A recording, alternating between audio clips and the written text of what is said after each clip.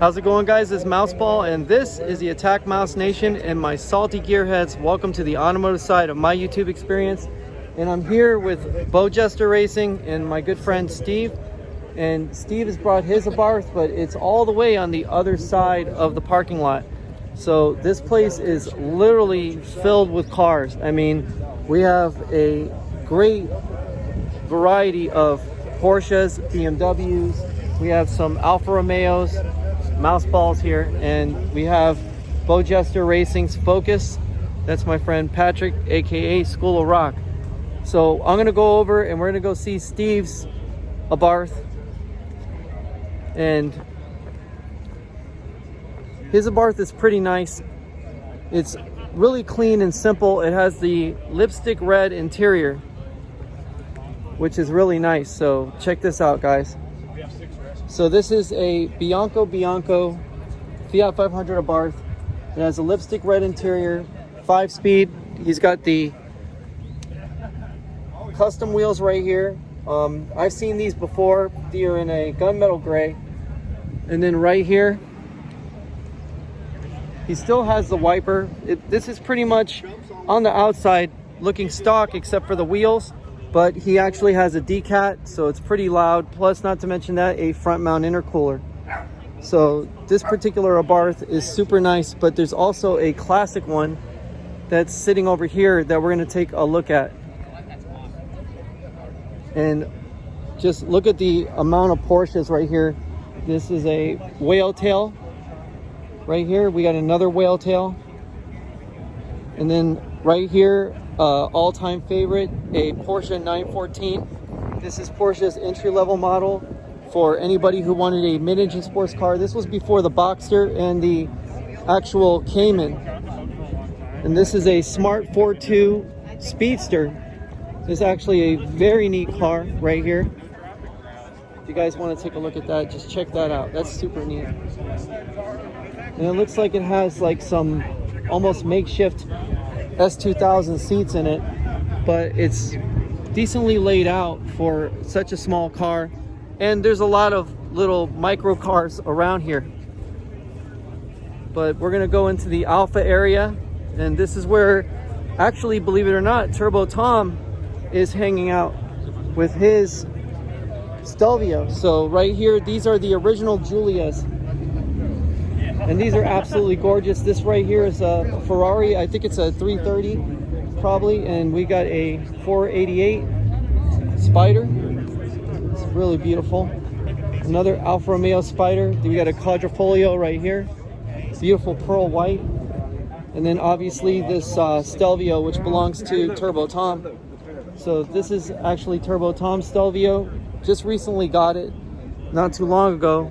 And we got another Alfa Romeo Giulia right here. This is a Veloce. So obviously, I've never seen a Veloce before. I'm not exactly sure if that's an actual trim, but it looks like it's legit. So, and we got this dark green Stelvio right here.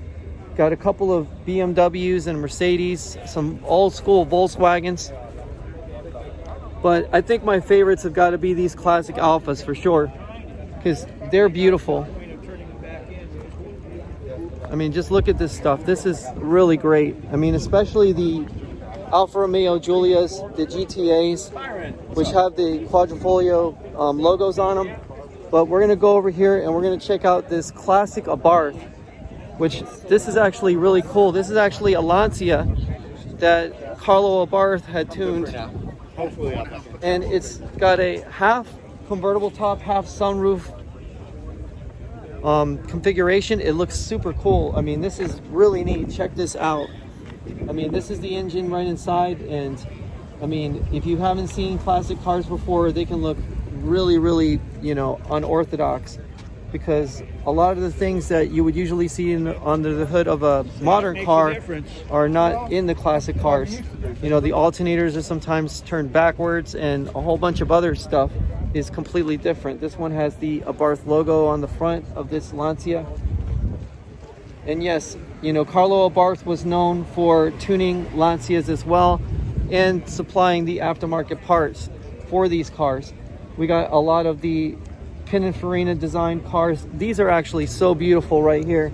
I mean, even with their small roadsters, you know, these right here were some of the most beautiful designs you could ever see. I mean, just look at this gorgeous interior.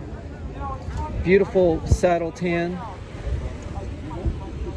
And even the wood grain looks incredible. The dials are just classic black, classic layout. Oh, love the car. It's gorgeous. This is absolutely beautiful. Pininfarina is one of my favorite, you know, coach works. Obviously, they don't do Ferrari anymore, unfortunately, which is, it's a shame because some of the best Ferraris were made by Pininfarina, actually coach built by Pininfarina. But I mean, just look how compact the engine's on the inside. You know, everything is very nicely laid out, and this car looks like it's been loved and well taken care of. And actually, the owners are right behind me, and they're a great couple. I mean, look at this. This is amazing. I mean, this is what Italian driving is all about. It's al fresco driving. It's the best way to drive and the best cars to own, at least in my opinion. But again, we have a lot of our German supercars, you know, again with the 911s, some of the older 1980s versions. And then this one right here looks like a race car for the street. This one, which has a, looks like an RWB whale tail, excuse me. Kind of chopped that one up, but you know, it looks like it's been through some stuff, that's for sure. But still, definitely an amazing car. And this color on this modern 911 is actually quite odd. It's a metallic grayish blue, but it looks beautiful. I mean, what a gorgeous color for this car. And right here, I'm not exactly sure whether this is an MGB or an MGF. Okay, it's a Triumph GT6. So this is actually a 6-cylinder Triumph, and it's got gills literally everywhere. I mean, look at this beautiful paint right here. This car was absolutely loved. The mirrors, the Talbot mirrors are gorgeous. You got the British Union Jack flag on the side, and it looks like it's a clamshell hood. Oh, it's gorgeous. And we have another Abarth. So there's actually 3 Abarths out today. And this one has some blacked out accents on it. One is missing the actual lower panels. I don't exactly know why, but you know, it is what it is. And this is what I believe is a Citroen DS. Now, this car was seen in the films like James Bond and, you know, a lot of other different movies, but it's got a very unorthodox suspension. And this, I think, is a Peugeot. So the French cars are definitely out. This is an actual DS. And look at this. This is a uni-stock steering wheel, which is really, really unusual. I mean, I guess the French figured that you only needed one spoke to steer the car, but the front end looks really striking, and it's definitely not a car for everyone. This is for a particular taste and for a particular collector who loves this kind of vintage. So definitely, with the way it is, as unorthodox as it is, well, it's not for everyone, that's for sure, but I tend to like it. I think it's really neat. And over here we have this sand-colored Porsche Cayenne. And obviously for JG Mopar, I've been wanting to show this one to JG Mopar for sure, but this is actually a Cuda. Now, I'm not sure if it has the Hemi or the Max Wedge, but it obviously says Hemi on the back of the tag. So I'm assuming it is got an elephant motor, and it does. And wow, that thing's enormous. I mean, these are the engines that literally are in Top Fuel dragsters. And by far the fastest cars on the planet Earth, for sure.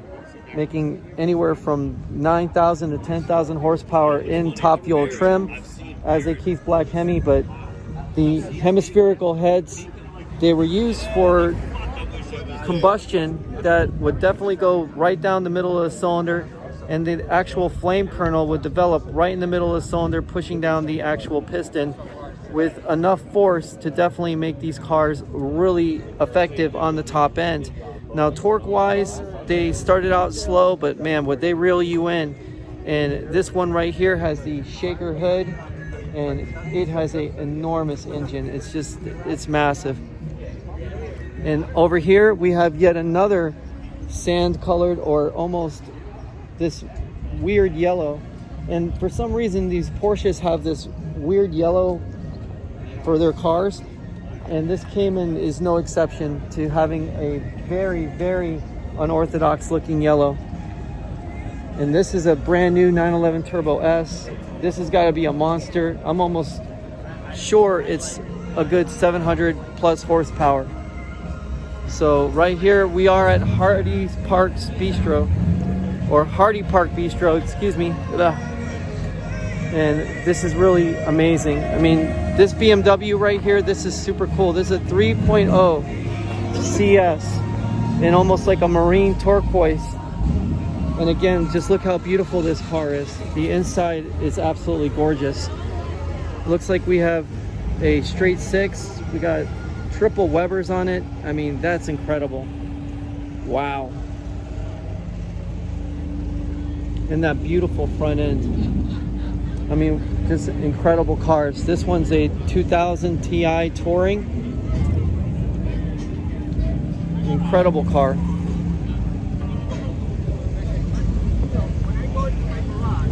I mean, all these cars. Look, this is a whale tail 930 slant nose. Going out? Going out? Going out? Yes, we're going out. I talked. Absolutely incredible show. This is fantastic, and definitely representing Flow Jester Racing and representing the AttackMouse Nation, JG Mopar, and all of our friends on YouTube for sure.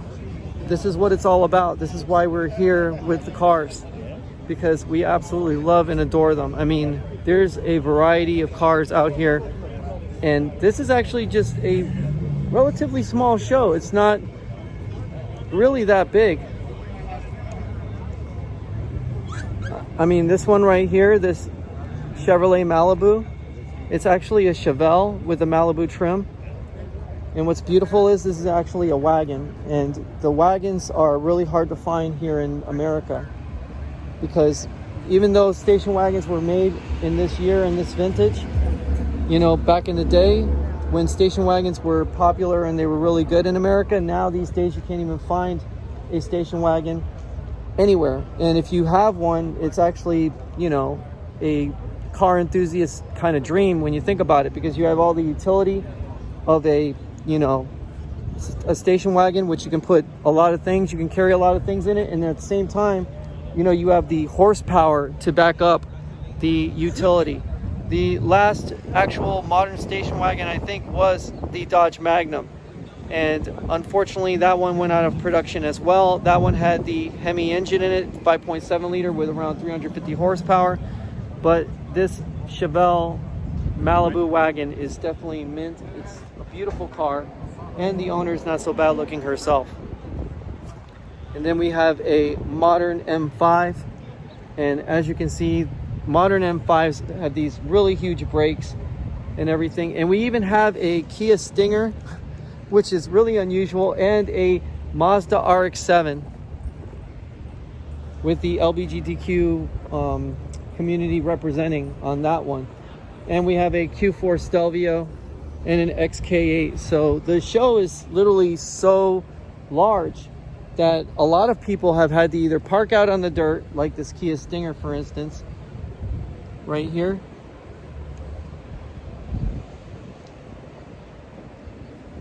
And this guy's name is Stinger K on Instagram. And with the blacked out look on his car. And the Stinger is yet again another acquired taste, but it's probably Kia's best car that they make at the moment. And then right here we have this Bmw E36 M3 with the Bmw Motorsport wheels. I mean, it has the adjustable headrest that came with the M3. I think this is the full-on sport package.